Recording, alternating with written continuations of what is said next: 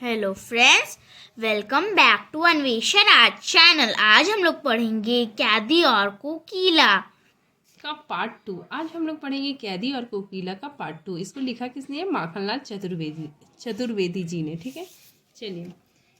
क्या देख ना सकती जंजीरों का गहना, हथकड़ियाँ क्यों यह ब्रिटिश राज का गहना। यहाँ पे कवि कोयल को कहते हैं कि तुम ये जंजीरों को देख नहीं सकती है, ये जंजीरें नहीं, ये क्या है?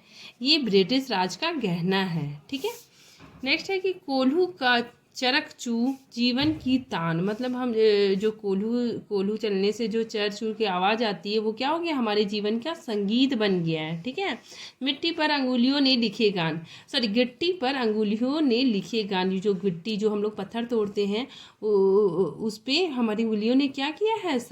गीत लिखने लगे हैं। ठीक है, हूँ मोट खींचता लगा पेट पे जुआ, खाली करता हूँ ब्रिटिश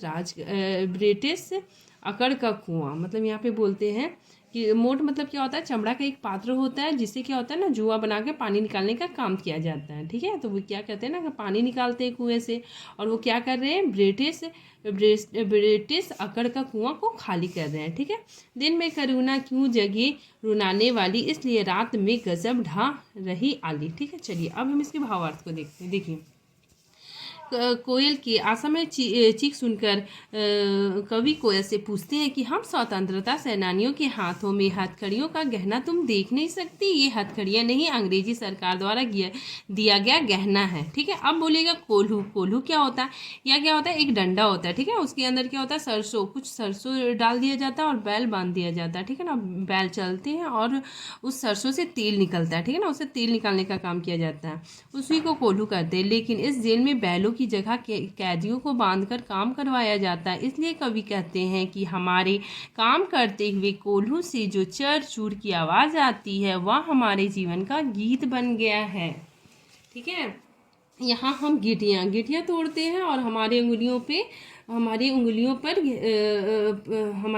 पर गीत लिख रही है, हमारी उंगलियां गीत लिख रही है। ठीक है, उन गीटियों पर स्वतंत्रता के गीत लिख रहे हैं और पेट पर जुआ रखकर पानी खींचना पड़ता है। इससे हमें ऐसा लगता है कि अंग्रेजी शासक के अकड़ का कुआं को खाली यानी कम कर रहे हैं। ठीक है, कवि यह बताना चाहते हैं कि हमसे कितना ही कठिन परिश्रम करवाया जाए, पशुओं की भांति ब्रिटिश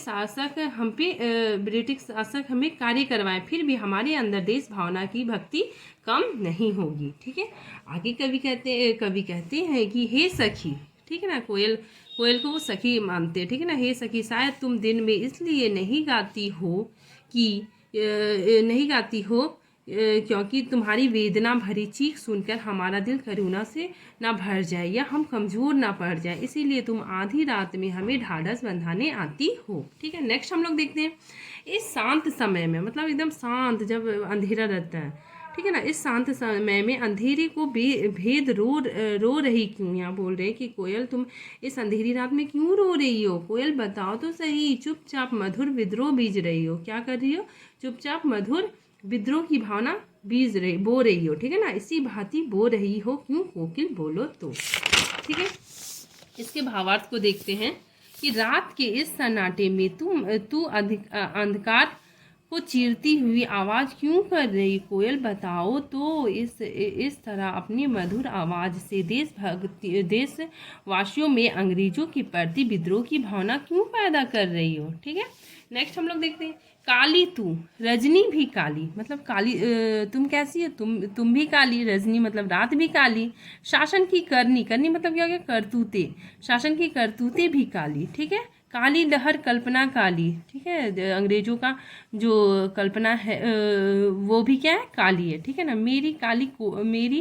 मेरी काल कोठरी भी काली, मैं जहाँ रहता हूँ वो भी काली है। ठीक है ना, वो काल कोठरी भी क्या है? काली है। टोपी भी काली है, मेरी जो क्या है टोपी है वो भी काली है। कमली मतलब क्या? कंबल भी काली है। ठीक है, मेरी लोक श्रृंखला भी काली। ठीक है, पहरे की हुक्रीति, पहरे मतलब होते हैं जो जेल में पहरेदार रहते हैं ना, वो उनकी आवाज़ कैसी लगती है हमको? ब्याली सी, सपनी जैसे लगती है। ठीक है ना, और उस पर भी वे लोग क्या करते हैं? हम लोगों को गाली देते हैं। ठीक है ना, तिस पर है गाली ए आली मतलब सखी। ठीक है, देखिए इसके भावार्थ में कवि कवि कोयल से कहता है कि कोयल तेरा रंग काला, रात भी काली, अंग्रेजी सरकार की करतूतें भी काली, देश में अंग्रेजों के प्रति जो लहर उठ रही है वो भी काली। ठीक है, अंग्रेजी शासन के कामकाज, उनकी सोच कल्पना भी काली। मैं जिस काल कोठरी में बंद हूँ वह कोठरी भी काली है। यहाँ जो हमें टोपी और कंबल मिला है पहनने के लिए वो भी काली है। ठीक है, मेरे हाथों पे पड़े लोहे की जंजीरें भी काली हैं। ठीक, पहरेदारों की आवाज़ कैसे लगती? सपनी, मतलब सांप के समान काली है। इतने अन्यायपूर्ण व्यवहार के बाद भी कैदियों को गाली दिया जाता है। ठीक है, चलिए नेक्स्ट हम लोग देखते हैं।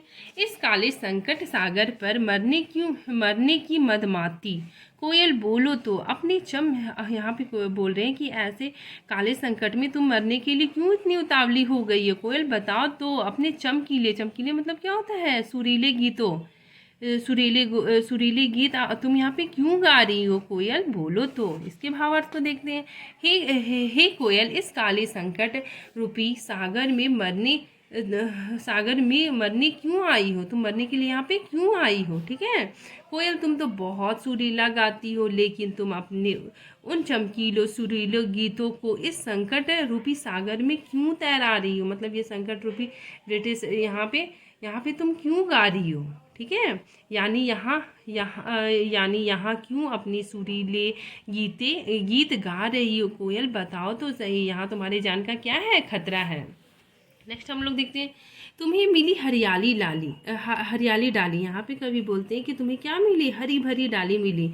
मुझे नसीब कोठरी काली। मुझे कैसा मिला है? कोठरी काली। तेरा न भर में संचार, तुम पूरे खुले आकाश में उड़ सकती हो। ठीक है ना, मेरा 10 फुट का संसार, मेरा जो है यहाँ पे क्या है 10 फुट का ही संसार है। तेरे गीत कहावे वाह, तुम्हारे गीत के सब वाह वाह करके सुनते हैं। रोना भी है मुझे गुनाह, मेरा रोना भी क्या है? गुनाह है।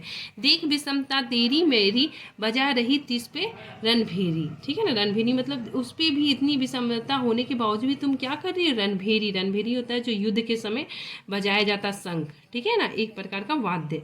ठीक है, चलिए इसके भावार्थ को देखते हैं। कवि अपनी और कोयल की तुलना करता हुआ कहता है कि तुझे रहने के लिए पेड़ की हरी भरी डालियां मिली, मेरी किस्मत में तो जेल की काली कोठरी है। तू खुले आकाश में उड़ती फिरती हो, जबकि मेरी दुनिया 10 फीट की कोठरी में सिमट कर रह गई है। तुम्हारे गीतों को लोग वाह वाह करके सुनते हैं और मेरा रोना भी अपराध माना जाता है। कोयल तू मेरा और अपने बीच के अंतर को देखो। इसके बाद भी तुम रणभेरी बजाकर लोगों को आज़ादी की लड़ाई के लिए उत्साहित कर रही हो। तू यहाँ आकर रणभेरी मतलब युद्ध के लिए ललकारना, ठीक है, का भिंगुल बजा रही हो। ठीक है, नेक्स्ट है। इस हुक्रेती मतलब क्या होता है? आवाज़ पर। ठीक है ना, ये मतलब हुकार पर तुम जो ये बोल रही हो, ठीक है ना, जोर से मतलब बोलना। ये कवि बोल रहे कि इस हुकृति पर अपनी कृति मतलब अपनी रचना में, ठीक है, अपनी कृति से को क्या कर दूँ? कोयल को बोल रही, बोलो कोयल कि तुम्हारे इस हुकृति पे, तुम्हारी ये आवाज़ पे, चीख पे, अपनी कृति मतलब अपनी रचना में क्या मैं कर दूँ? कोयल बता तो सही। मोहन किसको कहा गया? मोहनदास करमचंद गांधी जी को। ठीक है, कि व्रत पर उन्होंने जो देश को आज़ाद करने का व्रत लिया है, तो मोहन के व्रत पर किसके प्राणों में, ठीक है ना, किसके प्राणों में मैं रस भर दूँ, उत्तेजना भर दूँ? कोयल बताओ तो सही। इसमें बोल रहे कि कोयल तुम्हारी इस हुकार से ओजस्वी रचनाएं लिखने के अलावे और मैं क्या कर सकता हूँ? अपनी रचनाओं में क्या कर सकता हूँ? बताओ। कोयल मोहनदास करमचंद गांधी के संकल्पों को पूरा करने के लिए अपनी उत्तेजना, ठीक है ना, अपनी उत्तेजना में किसमें भर दूँ? कोयल बोलो तो। ठीक है, थैंक यू फ्रेंड्स, बस इतना ही है। Thank you.